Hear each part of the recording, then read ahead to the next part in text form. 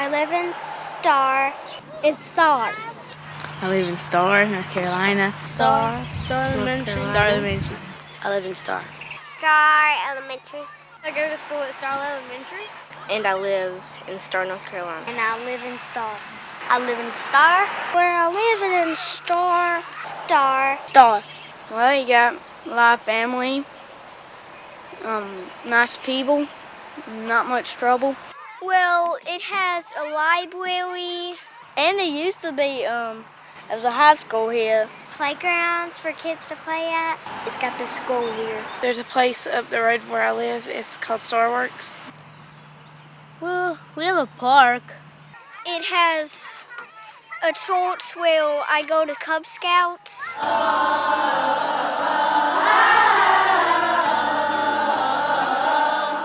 Peaceful and quiet. Mostly peace and quiet. It's a big town to me. It's like not very big. Sometimes it feels like you're in the middle of nowhere. And it's peaceful. It's boring. There ain't nothing really to happen around here. So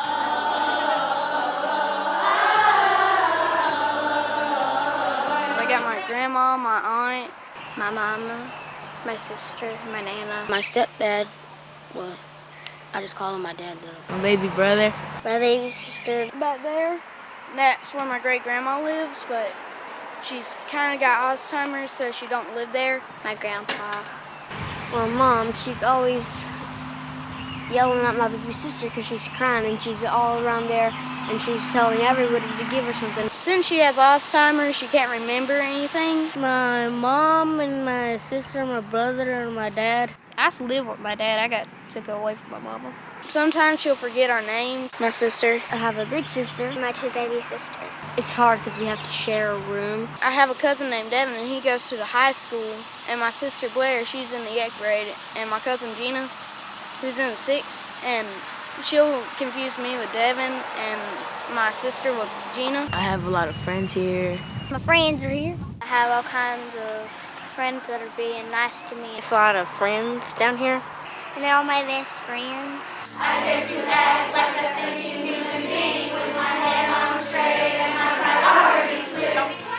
My daddy works way down there for furniture, and my mama works at the hospital at the baby part. My mom works in the nursing home. She's an assistant nurse, and she's going to school so she can be a well nurse. My mom is a teacher.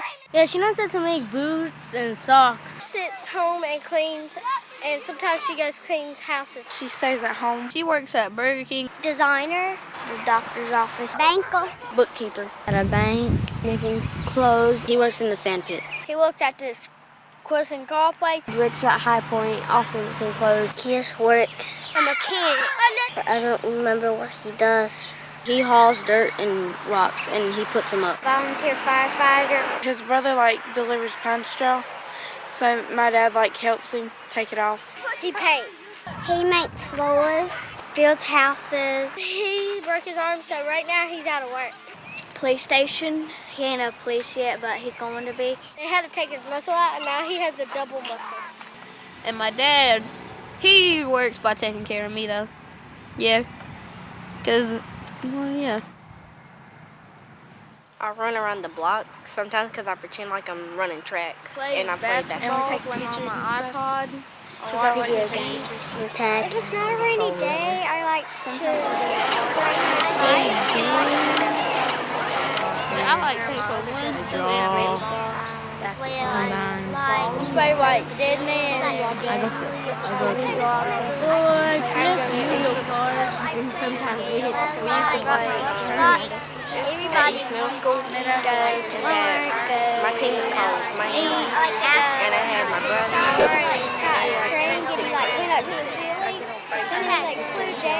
I go play with my friends. I heard out for me sometimes. He gets you a little dig. Go to college, have a good education, and get a job. I dare to act like a person who can function, who is in control, and who is always. I want to be a cop, a firefighter, or A builder. A policeman. a science person, or spoon stuff. Because they get to use guns sometimes. I want to become a teacher Teacher. 5th grade teacher. and help other kids the way I was helped when I was in school. Be a chef. Pet store owner. To cook on the grill like a Golden Crown. I want to be an artist. Dentist. I would like to be in the Army. Scientist. Doctor, a nurse, and a vet. A vet.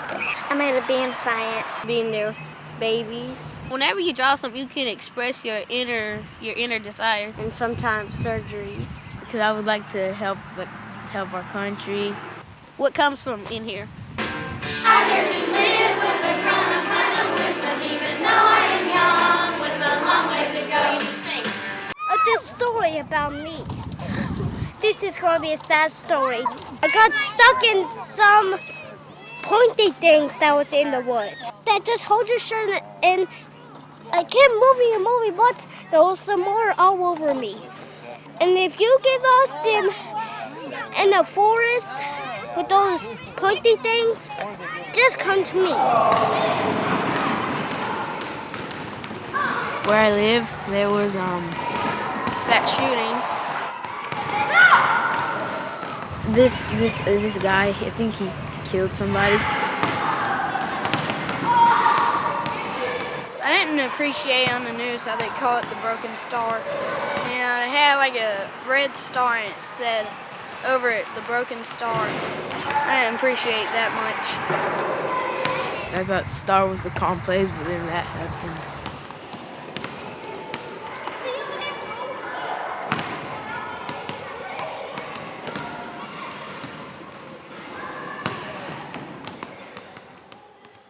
I would give stars something, it would be money, because if they needed money, like to fix something, I could give them some money. Money? A little bit of my allowance. They could give more people some money so they wouldn't be poor. Some people don't have food and water. I would bring money so they can upgrade the park because some of it's getting old. There used to be a merry-go-round and now there's nothing. I would bring a mall because people waste their gas money going from place to place. I would like to give Star a soccer field because we don't have one. Balloons. I want them fly all over the sky and anyone can make wishes. Swimming pool. A roller coaster. A carnival. Hawaii. Kangaroo. So, if anyone didn't want to run and they didn't have a car, didn't have enough money, they could ride a kangaroo to school. I dare to live like I care what I am doing, even when someone else doesn't mess with my show. I want to live still in Star. Star. I wanted to live where I was raised at. Well, probably I can make like a little driveway that can go to my mama's house and my house. I can get in the front yard because there's like room for 2 houses. Probably around Candor, somewhere like that. So that's where my dad's side of family lives. I don't know, but it would be in North Carolina, I guess. I would do walk in the mountains. Pinehurst.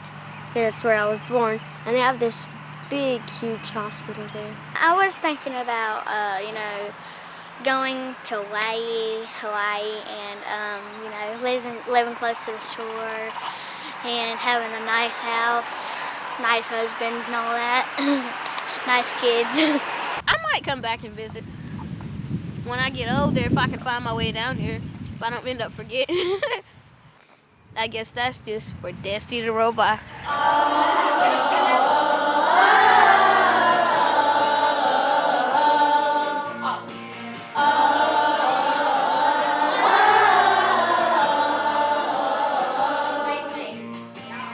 I dare to choose how my life is going to happen when my mind has clear and knows what's wrong and what's right. I dare to choose to be ready for my future. I can see it now. It's full of promise and light. That's good. I dare to live with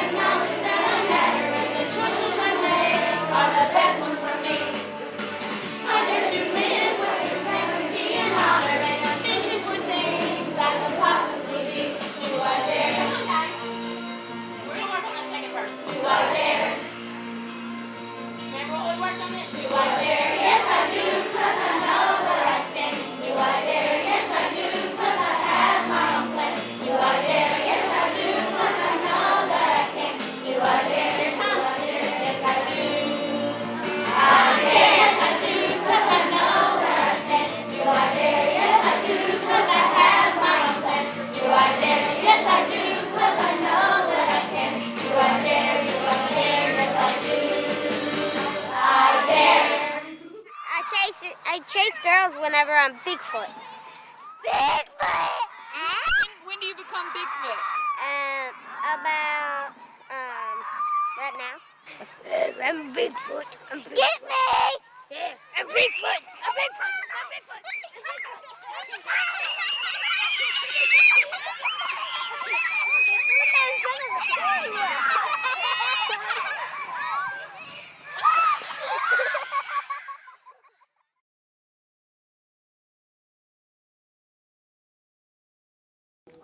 The first day that I entered the school with Mr. Gordon White, it was unbelievable. It almost took you back to a point in time that you could not believe that this would happen in America.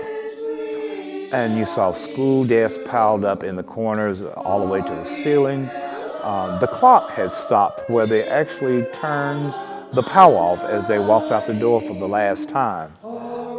Every room had just these desks just piled up very, very high. And you tried hard to understand what had happened here and what had went on.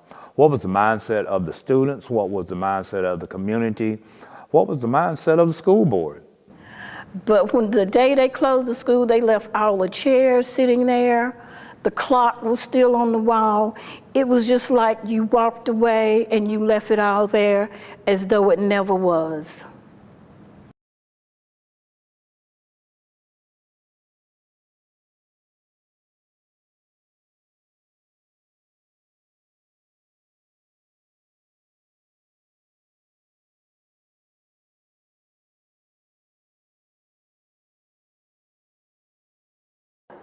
Well, I felt sad because we had put a lot of work in the school, and the school was in good shape.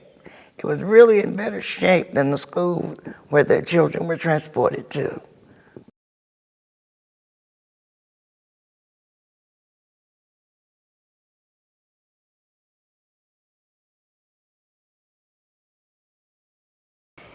The best part about going to Red Knob High School is that everybody knew everybody.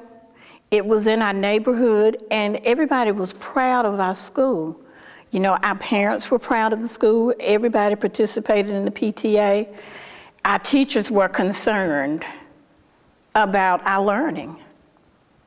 And we had basketball team, we had a glee club, we had a band, we had a 4-H club, we had student council. We had it all. Plus, our school was accredited, and we just had a good school.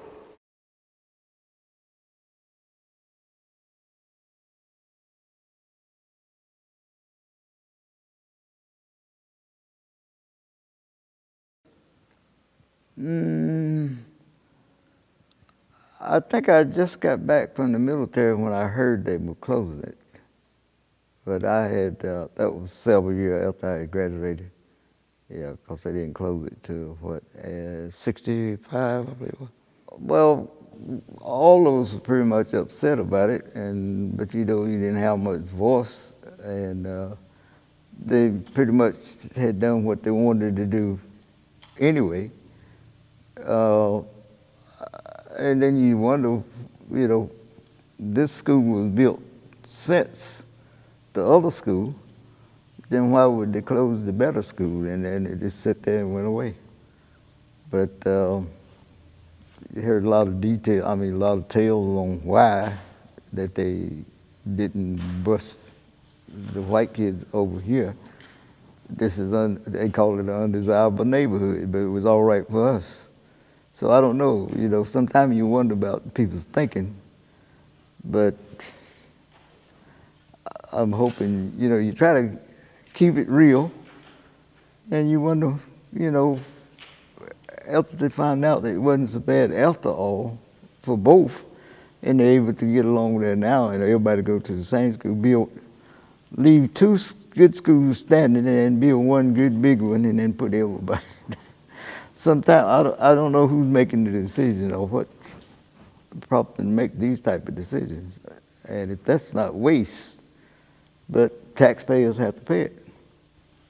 I was never told the reason why, but my personal opinion, if you like to hear it, is that other folk didn't want to come across the railroad track, so we had to go across the railroad track.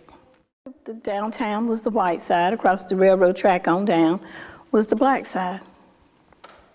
You know, back then, it was, the signs were up, colored only, white only, in the theaters, in the restaurants, in the washers, on, you know, places like that. They didn't have buses down in here. So even if you rode the bus, they had to sign up in the bus. So that's the way it was. I used to work for some families, and we had no problem. You know, I'm black, they were white, and we played together and everything. But then all of a sudden, some of the older people would put it in the younger people's mind. Because one day, me and one of the little boys, I used to cut the grass and do a lot of work around the house, feed chickens and this type of thing. So one day he told me that his grandmother told me he couldn't play with me no more. So I asked him why. He said, she said I was black. So, when we went to school over there, we had used books, seldom seen a new book, you know. And it had 3, 4, 5 names written all in it, maybe in good shape, maybe not. But when the school integrated, we found out they did make new books because they would, you know, they had better books. I've never admitted it, but when we went to school over there, if the schools had stayed segregated and we had the same materials, buses, auditoriums, cafeterias and things, if we could have had the same thing at that time, I frankly think we'd have been better off. We always knew that integration was the best thing for us, but yet and still, it really crippled a lot of the children in a lot of ways because they were not treated fairly. It was like undercover. I got to keep my job. I'll teach you, but I don't have to be fair to you. And the children would come and tell us what was going on internally, and that hurt. But our hands were tied. You know, we really couldn't do much about it. But integration was good, and it was bad in certain aspects because we had to put up with a lot of stuff. I feel good that the heritage sign is there because it lets people know that we still care, that we still love that place, you know, and I would still like to see something done with it. Whether it will be or not, I can't tell you that. Here we are. We have this cultural heritage designation. We had to put together all the records, when it was founded, who was involved in the founding of education here in Liberty, period, for African Americans. And the young people need to understand with this cultural heritage designation that what that school stood for, and understand the value of education and to work hard because this thing cost this community a great deal when it was closed. It really did. I mean, it cost a great deal. It hurt a lot of people. It changed the way that people were educated. Most of those teachers that taught at that school, they not only knew the students, but they knew the parents. And so it was a family. And that's what needs to be understood, that was a family, and you don't break up families. Oh, Randolph High, we beg of you to hear and lend to us a listening ear. And as we sing a hymn of praise, our voices in rejoicing raise. And to thy service we shall be true, for we will